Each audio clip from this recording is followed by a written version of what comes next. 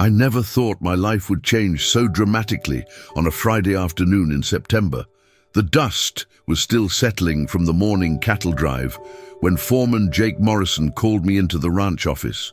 His weathered face wore that expression I'd seen too many times before, the look of a man about to deliver bad news. "Listen, son," he started, not bothering to meet my eyes. "We're making some changes around here. Your services won't be needed anymore." The words hit me like a kick from an angry bull. I'd been working the Double M Ranch for 3 years, through scorching summers and brutal winters.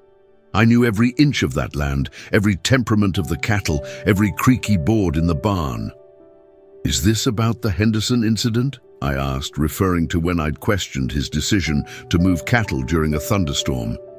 Jake finally looked up, his jaw set firm. "This is about attitude, boy. You think you know better than folks who've been ranching since before you were born." I felt the heat rising in my chest, but I kept my voice steady. "I was trying to protect the herd." "Well, now you can protect someone else's herd." He slid an envelope across the desk. "There's your final pay. Clean out your bunk by Sunday." As I walked out of that office, the other ranch hands avoided my gaze. Some looked sympathetic, others seemed relieved it wasn't them. The afternoon sun felt different somehow, harsher, more unforgiving. I had 48 hours to figure out my next move, and absolutely no idea where to start. Saturday morning arrived with a knock on my bunkhouse door that would change everything. The mailman stood there holding a certified letter, looking almost apologetic for disturbing me so early. The return address made my heart skip. Whitmore and Associates, estate attorneys. My hands trembled as I tore open the envelope. Inside was a letter that began with words I never expected to read. "Dear Mr. James Mitchell, regarding the estate of your great-uncle, Ezra Mitchell." Great-uncle Ezra. I barely remembered him. A gruff old man who'd visited maybe twice during my childhood. My father always said Ezra was the black sheep of the family, the one who disappeared into the mountains of Montana decades ago. According to the letter, Ezra had passed away 6 months earlier, and I was his sole heir. The inheritance included a cattle ranch in Glacier County, Montana, complete with land, livestock, and all equipment. The attorney needed me to contact them immediately to arrange transfer of ownership. I read the letter 3 times, certain it was some kind of mistake. Me inheriting a ranch. It seemed impossible, like something out of a movie. But the letterhead was real, the legal language authentic. I grabbed my phone and dialed the number. When the receptionist answered, I could barely find my voice. "This is James Mitchell. I received a letter about an inheritance." "Oh, yes, Mr. Mitchell. We've been trying to reach you for months. Can you be here Monday morning? There are papers to sign." Monday morning. Just 3 days after losing my job, I was apparently about to become a ranch owner. The irony wasn't lost on me.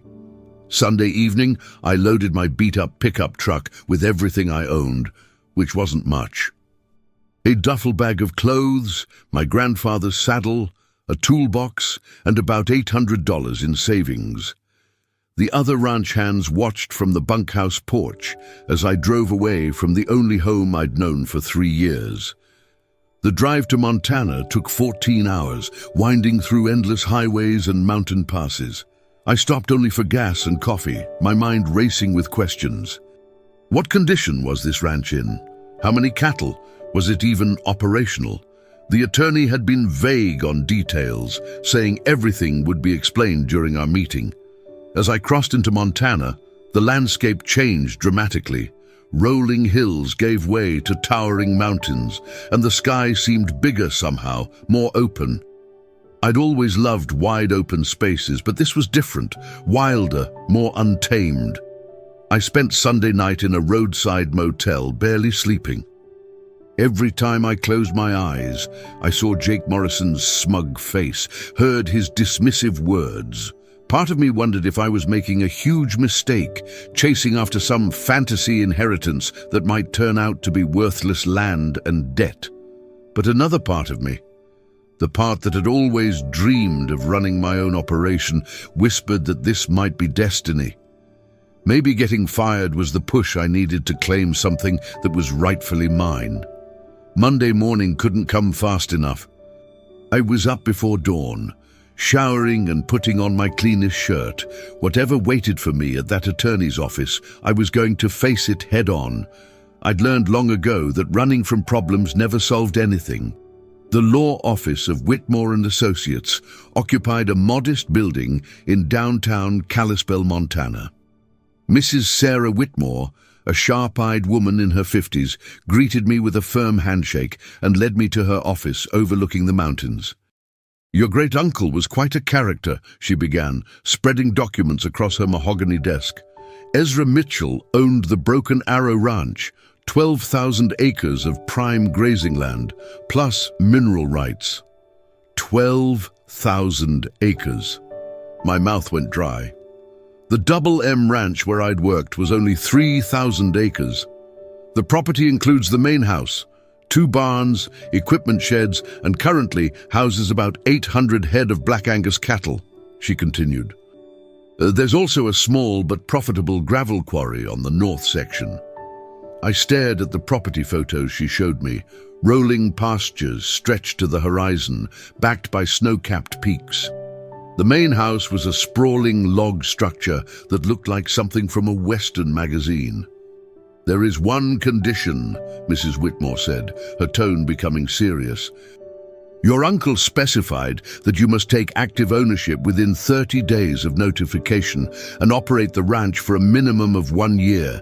If you abandon the property, it goes to the state. What about debts, taxes? All current. Your uncle was meticulous about finances. The ranch actually shows a healthy profit." She slid a bank statement across the desk. The number at the bottom made me blink twice. "This can't be right." "It is. Your uncle lived simply but invested wisely. The ranch generates substantial income from cattle sales and the quarry operation. You're inheriting a very successful business, Mr. Mitchell." The drive to the Broken Arrow Ranch took 2 hours through winding mountain roads. Mrs. Whitmore had given me detailed directions, but nothing could have prepared me for the moment I turned through those massive stone gates. The ranch name was carved into an weathered wooden arch, flanked by towering pine trees. The main house sat on a gentle rise, commanding a view of the entire valley. It was even more impressive in person. 2 stories of hand-hewn logs with a wraparound porch and stone chimneys. Smoke was rising from one of them, which struck me as odd, since the place was supposed to be empty. I parked near the front steps and climbed out, breathing in the crisp mountain air. The silence was profound, broken only by the distant lowing of cattle and the whisper of wind through the pines. This was my land now, my responsibility, my future. The front door opened before I could knock. A weathered man in his 60s stepped onto the porch, wearing worn jeans and a flannel shirt. His eyes were cautious, but not unfriendly. "You must be James," he said, extending a calloused hand. "I'm Tom Bradley, been the ranch foreman here for 23 years. Your uncle asked me to stay on until you arrived." Relief flooded through me. I'd been wondering how I was going to manage such a large operation alone. "Thank you for staying. I have to admit I'm feeling pretty overwhelmed right now." Tom nodded knowingly. "Ezra figured you might. He left detailed instructions about everything, the cattle, the equipment, the seasonal routines. Said to tell you that ranching's in your blood, even if you don't know it yet." As we walked toward the barns, I felt something shift inside me. This wasn't just an inheritance, it was a homecoming. Tom Bradley proved to be a patient teacher and an invaluable ally. Over the next few days, he walked me through every aspect of the Broken Arrow's operations. The scale was staggering compared to what I'd known at the Double M. The main herd consisted of 812 head of prime Black Angus cattle, scattered across 12 distinct pastures. Each pasture had its own water system, shelter, and rotation schedule designed to maximize grass growth and cattle health. The breeding program was sophisticated, with detailed records going back 15 years. "Your uncle was obsessed with genetics," Tom explained as we reviewed the breeding charts. "Every bull, every cow, every calf has a pedigree. He could tell you the bloodline of any animal on this ranch going back 5 generations." The equipment barn housed machinery I'd only dreamed of working with: modern tractors, hay balers, cattle handling equipment, and a state-of-the-art veterinary facility. Everything was meticulously maintained and organized. But it was the financial records that truly amazed me. Uncle Ezra had kept detailed books showing steady profits year after year. The cattle operation alone generated over $2 million annually, and the gravel quarry added another $500,000. "How did he manage all this alone?" I asked. "He wasn't alone," Tom replied. "He had me, plus 3 full-time hands and seasonal help during calving and harvest. We're a team, and we're good at what we do." That evening, sitting on the porch of my new home, I called my father to tell him about the inheritance. His reaction was typical. "Ezra always was the smart one in the family," he said. "Looks like he saw something in you that the rest of us missed." Maybe he had. Maybe this was exactly where I was supposed to be. 3 weeks into my new life as a ranch owner, I was checking cattle in the south pasture when my phone rang. The number looked familiar, but I couldn't place it immediately. When I answered, Jake Morrison's voice crackled through the speaker. Well, heard you landed on your feet, Mitchell." I felt my jaw tighten. "What do you want, Jake?" "Funny thing happened yesterday.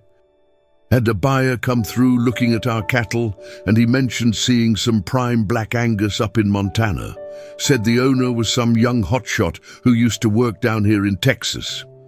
The smugness in his voice was unmistakable. I could picture him leaning back in his office chair, boots up on the desk, enjoying what he thought was my discomfort. "That's interesting," I said, keeping my tone neutral. "Real interesting. See, we're having some cash flow problems down here. Lost a big contract, and the bank's getting nervous. Might have to sell off some of our herd." Now I understood why he was calling. Jake Morrison, the man who'd fired me for having attitude, was fishing for a lifeline. "Sorry to hear that," I replied, though I wasn't sorry at all. "Thing is, I remember you always had a good eye for cattle. Thought maybe you'd be interested in helping out your old boss. For the right price, of course." The irony was delicious. The man who dismissed me as worthless was now asking for my help. I let the silence stretch out, enjoying his discomfort. "I'll think about it," I finally said. "Don't think too long. This is a limited time offer." After he hung up, I stood there grinning. Jake Morrison had no idea what he'd just walked into, but he was about to find out. That evening, I sat at Uncle Ezra's massive oak desk, studying the Double M Ranch's financial situation. It hadn't been hard to find information. In the ranching community, word travels fast when an operation starts struggling. What I discovered was even worse than Jake had let on. The Double M was hemorrhaging money. They'd overextended on equipment loans, lost 2 major beef contracts due to quality issues, and were behind on property taxes. The bank had already started foreclosure proceedings. Jake Morrison's empire was crumbling. Tom knocked on the office door, carrying 2 cups of coffee. "Burning the midnight oil. Just doing some research on my old employer." I showed him the financial reports I'd pulled up. "They're in serious trouble." Tom whistled low. "That's the ranch that fired you?" "The very same. And now the foreman wants to sell me cattle. You thinking about it?" I leaned back in the leather chair, considering. "Actually, I'm thinking about something much bigger." Over the next hour, I outlined my plan to Tom. His weathered face broke into a slow grin as he understood what I was proposing. "Your uncle would have loved this," he said. "Ezra always believed in poetic justice." The next morning, I called my banker in Kalispell. The Broken Arrow's credit was impeccable, and I had substantial cash reserves from the quarry operation. What I was proposing would be aggressive, but entirely feasible. I want to make an offer on a distressed property in Texas, I told him. The Double M Ranch. I believe they'll be motivated to sell. How motivated? Motivated enough to accept an offer that's fair but not generous. Sometimes the best revenge is simply being successful. The wheels were in motion. Jake Morrison was about to learn a hard lesson about humility. The call came on a Thursday morning. Jake's voice was strained, lacking its usual arrogance. "Mitchell, I need to talk to you about that cattle deal we discussed." "I'm listening." "Things have changed down here. The bank's pushing hard, and we need to move fast. I'm not just talking about selling cattle anymore." I let him sweat for a moment before responding. "What exactly are you talking about, Jake?" "The whole operation, the ranch, the cattle, the equipment, everything. We need a buyer who can close quickly." Perfect. He was walking right into my trap.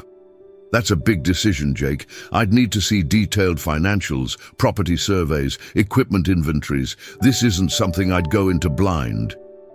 Of course. When can you get down here?"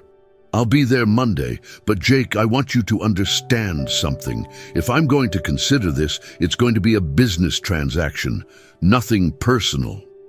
The lie came easily. This was absolutely personal. Monday morning found me walking through the Double M Ranch with a team of appraisers and accountants. The place looked different through the eyes of a potential owner rather than an employee. I could see the deferred maintenance, the outdated equipment, the signs of financial stress everywhere. Jake followed me around like a nervous puppy, pointing out improvements and making excuses for problems. The other ranch hands watched with obvious curiosity. Some recognized me, their expressions ranging from surprise to amusement. By Wednesday, I had a complete picture. The ranch was worth far less than Jake owed on it, but it had potential.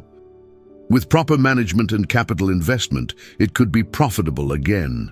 Thursday afternoon, I made my offer. Jake's face went pale when he heard the number.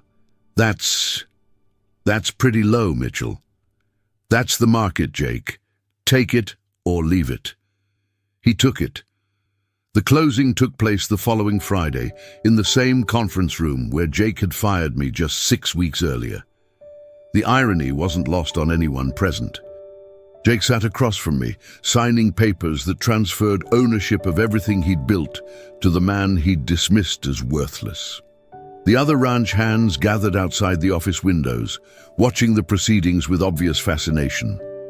Word had spread quickly through the small ranching community. The fired hand was buying out his former boss. "There's one condition to this sale," I said as Jake signed the final documents. "I want you to stay on as foreman." Jake's head snapped up, confusion and suspicion warring in his eyes. "What? You know this land, these cattle. Despite our differences, you're good at the operational side. I need someone with experience while I transition the management." "After what happened between us?" "Business is business, Jake. I'm not interested in petty revenge. I'm interested in making this ranch profitable again." It was a lie, of course. This was absolutely about revenge, but not the kind Jake expected. I wasn't going to fire him or humiliate him. I was going to do something much worse. I was going to succeed where he had failed, and I was going to make him watch. The attorney handed me the keys to the ranch. The same keys Jake had carried for 15 years. The weight of them in my palm was satisfying in a way I hadn't expected. "Welcome to your new ranch, Mr. Mitchell," the attorney said.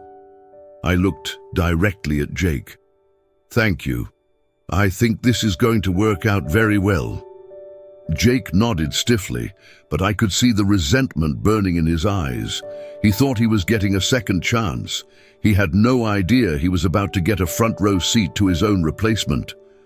My first day as owner of the Double M Ranch began before dawn. I'd spent the weekend reviewing every aspect of the operation, identifying problems and planning solutions. The ranch hands gathered in the main barn for the morning briefing, their faces a mixture of curiosity and apprehension. "I know there are questions about what's going to change around here," I began. "The answer is everything that needs to change and nothing that doesn't."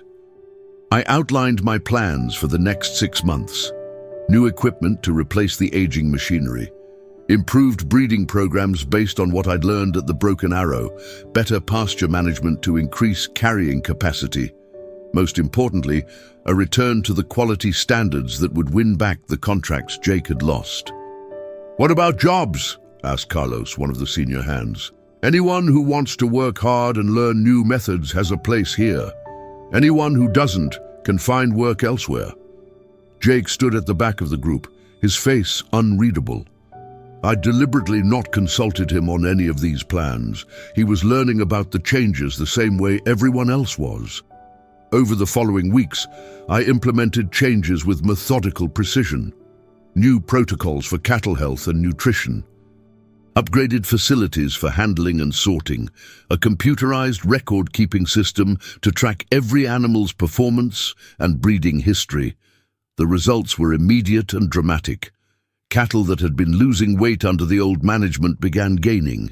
Pregnancy rates improved. The veterinary bills dropped as preventive care replaced crisis management. Jake watched it all with growing frustration.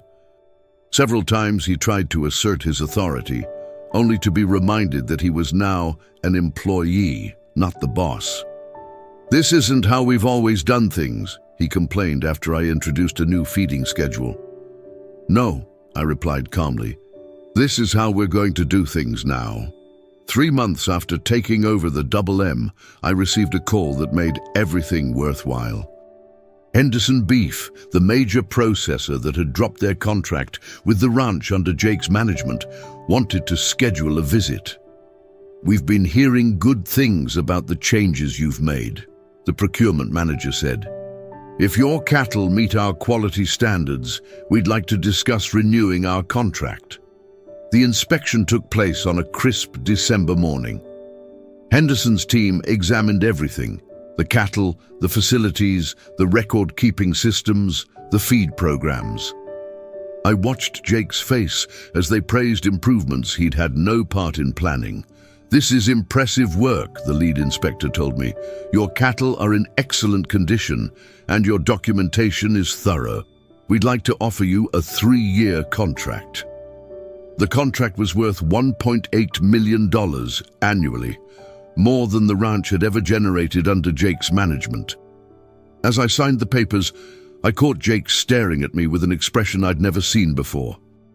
It wasn't anger or resentment. It was respect, grudging and unwilling, but unmistakable. That evening, I called Tom Bradley at the Broken Arrow to share the news. "Congratulations," he said. "Your uncle would be proud.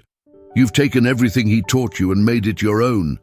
I had a good teacher in you too, Tom. What about Morrison? How's he handling all this?" I glanced out the office window, where Jake was working late, checking cattle in the near pasture. "He's learning. Maybe for the first time in his life, he's learning what it means to work for someone who actually knows what they're doing." And how does that feel? I considered the question carefully. Better than I expected, but not as good as knowing I earned it. The revenge was complete, but it felt different than I'd imagined. Less bitter, more satisfying. 6 months after buying the Double M Ranch, I stood in the same office where Jake Morrison had fired me. The room looked different now, organized, efficient, profitable. The walls displayed the contracts and awards that marked our return to success. Jake knocked on the doorframe. "Got a minute, boss?" The word still sounded strange coming from him, but he'd earned the right to use it. Despite his initial resistance, he'd adapted to the new methods and proven himself valuable. "What's on your mind, Jake?"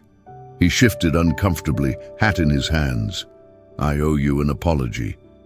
For how I handled things before, for firing you the way I did." I leaned back in my chair, studying his weathered face. "Go on." "I was scared, I guess. scared of losing control, scared of admitting I didn't know everything. When you questioned my decisions, it felt like a challenge to my authority. It was a challenge to your authority, because your authority wasn't based on knowledge or results. It was based on pride. Jake nodded slowly. I see that now. Watching you turn this place around, seeing how you handle problems, I learned more in the last 6 months than I had in the previous 10 years. And what did you learn? That being a leader means listening to good ideas, no matter where they come from. That admitting you're wrong doesn't make you weak, it makes you stronger. I stood up and walked to the window overlooking the pastures. The cattle were thriving, the grass was green, and the future looked bright. Jake, I want you to know something. When I bought this place, part of me wanted to humiliate you the way you humiliated me. I wouldn't have blamed you, but I realized something. The best revenge isn't making someone else fail. It's succeeding so completely that failure becomes impossible. A year later, I stood on the porch of the Broken Arrow Ranch, watching the sunrise paint the mountains gold. The Double M was running smoothly under Jake's day-to-day management, and I'd promoted him to general manager with a partnership stake.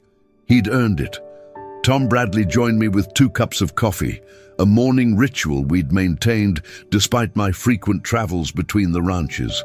Heard from Jake yesterday, he said. The Double M just signed another major contract. Good. He's learned to trust the process. What about you? You've got 2 successful ranches now. What's next? I sipped my coffee, considering the question. The boy who'd been fired for having too much attitude had become a man who owned 12,000 acres in Montana and 8,000 in Texas. But the numbers weren't what mattered most. I've been thinking about Uncle Ezra's letter, I said, the one Mrs. Whitmore gave me with the inheritance papers. Tom raised an eyebrow. What did it say? That success isn't about proving you're better than other people. It's about becoming better than you were yesterday. A hawk circled overhead, riding the morning thermals. In the distance, cattle moved slowly across the pasture, content and well cared for. You know what the real irony is? I continued. Getting fired was the best thing that ever happened to me. It forced me to stop playing it safe and start taking risks. And now I'm exactly where I'm supposed to be. Thank you for listening to my story. It's been quite a journey from that devastating Friday afternoon to where I am today. I'd love to hear from you in the comments. Tell me where you're listening from and what challenges you've overcome in your own life. And if you enjoyed this story, please subscribe to the channel for more incredible tales from the American heartland. Sometimes our greatest setbacks really do become our most powerful comebacks.